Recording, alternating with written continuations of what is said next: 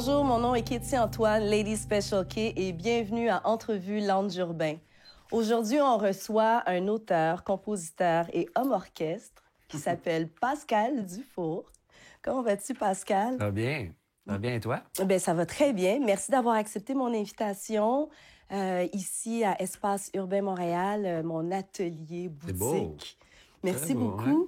Écoute, Pascal, j'ai eu envie de t'inviter parce qu'on se croise de temps à autre dans plusieurs événements. Puis on a comme eu un coup de foudre énergétique, je trouve. Ouais. Est-ce que je me trompe? Non, c'est vrai, en fait. J'ai hâte que tu fasses des T-shirts. Je trouve que j'aime ton art, en fait. Bien, c'est ça, la première fois qu'on s'est rencontrés, c'était lors d'un de mes vernissages. Ouais. Et le concept de cette émission, c'est vraiment un échange artistique où je reçois des gens sur lesquels j'ai eu des coups de foudre énergétiques comme ça, puis qui sont aussi des artistes pour les gâter un peu à ma façon, puis aussi échanger une conversation un petit peu plus profonde.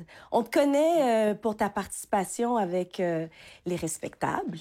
Ouais. Vous avez gagné des trophées, faites le Centre Bell. Tu signes une de mes chansons préférées, Amalgame. Ah ouais? Ah oui, vraiment, là, je l'ai chantée plein de fois. Là.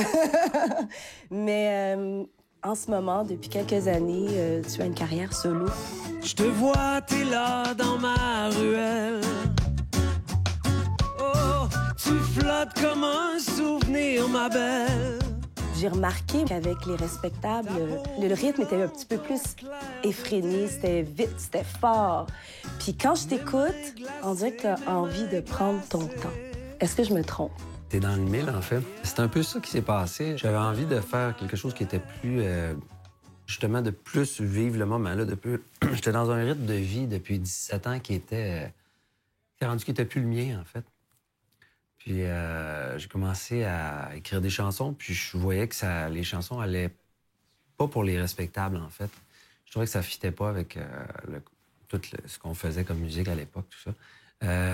Puis je me suis dit, pourquoi moi je les chanterais pas? Puis j'avais le goût d'avoir un côté plus social aussi dans mes textes, moins la décadence. Tu sais, je veux pas dénigrer la chanson, mais tu sais, moins ce côté-là. Non, dénigre-la pas, là. Moi, je l'aime, celle-là aussi. Mais ça a fait son temps. Ça a fait son temps, c'est ça que tu essaies de dire? Ouais, pour moi, où est-ce que je t'ai rendu, ouais. Étranger, je ne suis qu'un étranger. J'avais le goût d'explorer un autre type d'art qui était plus personnel à moi. J'écrivais plus pour moi et non pour d'autres. En fait. Quand je t'écoute, on dirait que tu as envie de chanter pour chacun de tes fans, un à un. C'est bien dit, ouais. En fait, souvent, t'es inspiré par les gens que tu rencontres, puis justement, tu parles avec des gens qui aiment ce que tu fais. Mettons un exemple, un soir, quelqu'un va te dire... moi, il se passe ça dans ma vie, puis veut pas, tu l'absorbes, puis ils vont dire une phrase, comme je prends l'exemple, mettons, le premier album solo, c'est « Ici, le temps nous appartient », le titre du premier album, puis la phrase que j'étais assis avec quelqu'un, on était en train d'admirer un coucher de soleil au Costa Rica, puis c'était un super beau moment, puis je sais pas, avec mon espèce d'esprit... un peu stressé nord-américain. J'appréciais pas le moment, tu sais, je vivais pas. Puis il y a une personne à côté, un costaricien, qui m'a tapé sur l'épaule, une costaricienne, puis qui m'a dit « Relax, here we own the time. Ici, le temps nous appartient. » Puis j'avais rien dit, là. C'est juste elle qui a senti comment j'étais, puis qui m'a dit cette phrase-là. Puis je me suis inspiré de tout ça. Donc, c'est pour ça que j'ai dit, en fait, qu'on s'inspire des gens qu'on rencontre. Puis souvent, il y a des gens qui vont nous dire une phrase qu'on va faire, ça pourrait être... tu sais, si on garde les antennes allumées, en fait, ça peut être très inspirant. Tu chantes depuis... je pense que tu chantes depuis que tu respires. Tu le dis, hein? Oui, en fait. Que chanter fait partie de ton identité. Oui, puis en fait, dans Les Respects, aussi, ce qui s'est passé, c'est que je chantais pas comme chanteur. Puis je me suis rendu compte que ça m'a manqué, ça, en fait. Trop d'étoiles se sont éteintes pour moi. Trop d'étoiles se sont éteintes. J'ai commencé jeune à chanter. T'sais, on me faisait chanter à l'église. Puis j'avais joué du violon, fait que j'avais une oreille qui était une pareil, qui était pas pire, tu sais, pour quelqu'un de mon âge, tout ça. Donc, ça a commencé un peu comme ça. Puis après ça, j'ai arrêté de chanter. On m'a dit, c'est pas un chanteur. Puis j'y ai cru, tu sais. Trop longtemps. Mais j'ai envie de te demander si du jour au lendemain, tu pouvais plus chanter, qu'est-ce que tu ferais? Ah, je ferais d'autres choses, en fait. J'essaie de pas m'attacher à... J'essaie de pas être attaché à trop de choses profondément.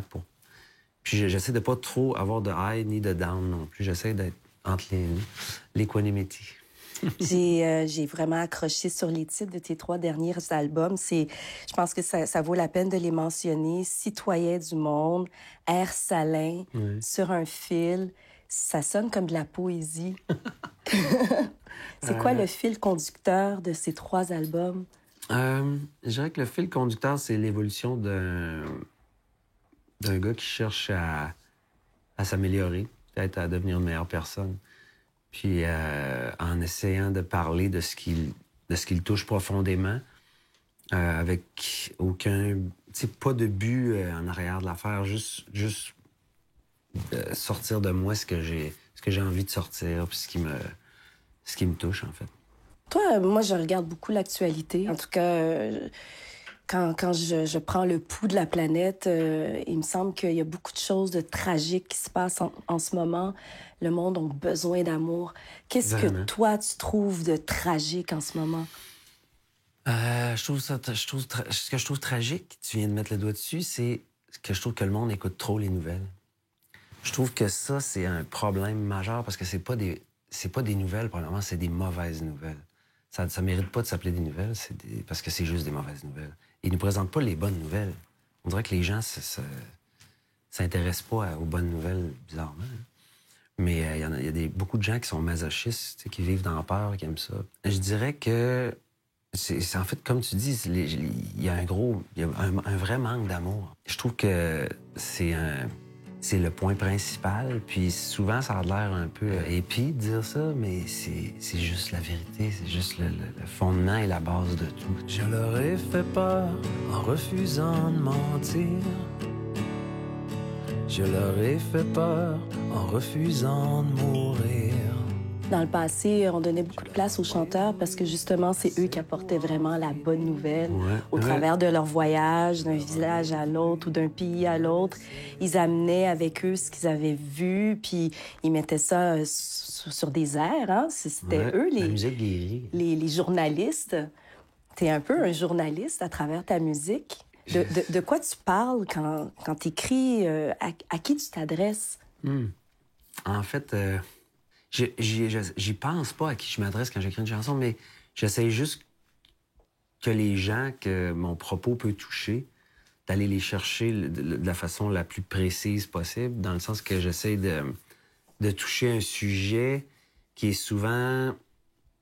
qu'on peut toucher au premier degré facilement, mais j'essaie d'y mettre une poésie en arrière aussi, tu sais. J'essaie de préciser, de mettre des degrés aussi, puis qu'il y en a qui vont prendre la chanson à un tel... J'essaie de pas trop expliquer non plus mes chansons. Parce que souvent, je trouve que quand tu expliques trop tes chansons, tu peux donner ton meaning à toi. Tu les confines un peu, hein? C'est ça, dans un... Tandis que il y a des gens que... Tu sais, il y a des gens qui me parlent de mes chansons des fois, puis ils vont mieux la décrire que moi.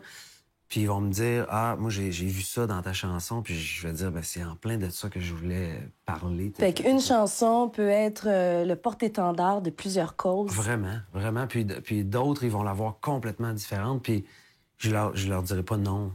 Tu sais, je vais essayer de garder ça ouvert. Je trouve que en tant qu'auteur-compositeur, je trouve ça important que les gens aient leur vision de ton art et non toi qui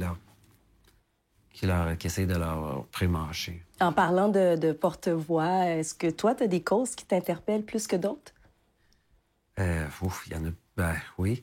En fait, moi, on a été avec Les Respectables pendant 5 ans, porte-parole la journée sans ma voiture. En fait, on a commencé, nous autres, on voyageait beaucoup en camion, tout ça, puis on jasait beaucoup de... Jasais pas juste de filles. Il y a d'autres choses. On parle de d'autres choses que des filles. Puis on parlait, c'était souvent naturellement d'environnement. Puis c'était pas à la mode C'est dans le sens que, pour donner un exemple concret, la première année qu'on faisait la journée sans ma voiture à Montréal, on faisait des entrevues avec des journalistes, puis ils nous disaient « Qu'est-ce que c'est ça, là, votre histoire d'environnement? » Puis on se faisait traiter d'abrutis un peu. Puis finalement, les mêmes journalistes, après ça, 2-3 ans après, ils faisaient « Ouais... c'est pas si bête que ça, hein? Vous faites bien de vous impliquer, puis d'essayer d'en parler plus. Il faut en parler plus. » Puis ils commençaient à voir ce qui se passait un peu. T'sais. Fait que l'environnement, c'est quelque chose qui tient à cœur. Vraiment. Ça, c'est... ça fait longtemps, en fait. Ça a commencé avec mon père, en fait. C'était plus un... Parce qu'il c'était un marin, puis, tu sais, exemple... Lui, il était vraiment pour les bateaux à voile. Puis moi, je voulais un bateau à moteur, tu sais, quand j'étais jeune. Puis je comprenais pas. Puis il m'expliquait la puissance de chaque geste que tu fais dans la vie, jusqu'où ça peut amener, en fait. Que si tu pollues, tu rends pas le service aux voisins puis à ton prochain, tandis que si tu fais attention que tu fais bien les gestes, chaque geste, ben tu vas faire un pas pour faire avancer. Ben c'est bon, tu te rappelles de ça? Ouais. C'est ton père qui t'a enseigné ça? Ouais. Là, aujourd'hui, t'es papa. Oui. De quoi t'aimerais que tes enfants se rappellent? Et on éduque par la répétition, hein? Qu'est-ce que tu répètes le plus? Je dirais que mes enfants... en fait, ce que j'essaie de leur apprendre, c'est le plus possible, c'est d'être heureux. Puis de voir ce qui les rend heureux, puis le respect pour les autres. Aussi, tu sais, l'espèce de relation parce que quand t'es jeune, souvent, tu réalises pas ce que tu fais, puis de les asseoir, puis de prendre du temps avec eux autres, en fait. Ben moi, j'avais envie de prendre ce temps-là avec toi, Pascal. Ah, je comprends. Et moi, je suis un petit peu une marchande de bonheur, comme toi. Toi, tu répands la bonne nouvelle avec ta musique, tes chansons. Puis moi, je répands la bonne nouvelle avec mon art. Et je t'ai invité pour jaser avec toi, mais aussi pour te faire sourire encore un petit peu plus. C'est top. Merci. Ah, ça fait vraiment plaisir. Wow. Pour créer ce moment magique d'échange. C'est donc bien hot. Continue à faire ce que tu fais parce que tu le fais bien, puis tu m'inspires beaucoup. Merci. Puis comme on dit, faut être inspiré pour être inspirant. Merci.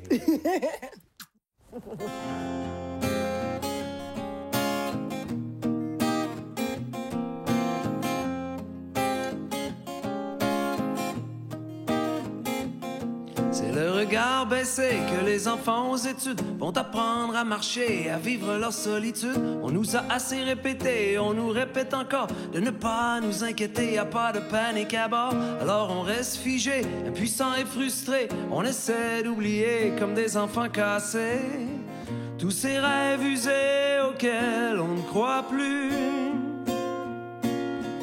tous ces espoirs qu'on nous a vendus. Qu'est-ce qui nous pousse comme ça à fermer les yeux, à baisser les bras? Qu'est-ce qui nous pousse comme ça, dis-moi? Qu'est-ce qui nous pousse comme ça à fermer les yeux, à croiser les bras? Qu'est-ce qui nous pousse comme ça, dis-moi?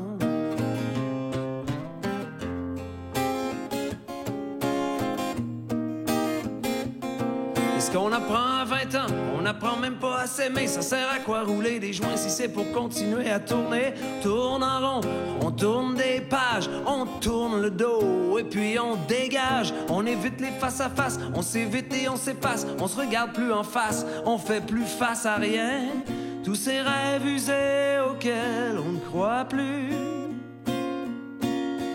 tous ces espoirs qu'on nous a vendus. Qu'est-ce qui nous pousse comme ça à fermer les yeux, à baisser les bras? Qu'est-ce qui nous pousse comme ça, dis-moi? Qu'est-ce qui nous pousse comme ça à fermer les yeux, à croiser les bras? Qu'est-ce qui nous pousse comme ça, dis-moi? Elle est de quelle vérité ou de quel mensonge cette peur du jour aux nouvelles du soir? Toujours au poste, elle nous fige et nous ronge. On l'entend chuchoter dans tous les couloirs. Est-ce que c'est nous qui sommes faits, mais pas si bien fait que ça? Pas mal fait quand même, mais juste pas fait pour ça. Tous ces rêves usés auxquels on ne croit plus, tous ces espoirs qu'on nous a vendus. Qu'est-ce qui nous pousse comme ça à fermer les yeux, à baisser les bras? Qu'est-ce qui nous pousse comme ça, dis-moi? Qu'est-ce qui nous pousse comme ça à fermer les yeux, à croiser les bras? Qu'est-ce qui nous pousse comme ça, dis-moi?